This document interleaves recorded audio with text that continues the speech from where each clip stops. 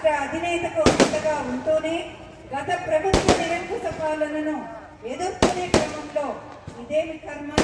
కాపు కాచుకునేదానికి, ఈ కావుని అభివృద్ధి చేసుకునేదానికి, ఈ ప్రతి ప్రజకి కూడా సేవ చేసేదానికి మా ఇద్దరికి అవకాశం కల్పించిన చంద్రబాబు నాయుడికి మనందరూ కూడా చప్పట్ల మధ్య ఏళ్ళ మధ్య శిరస్సు వంచి నమస్కరిస్తున్నాం. ఈ సందర్భంగా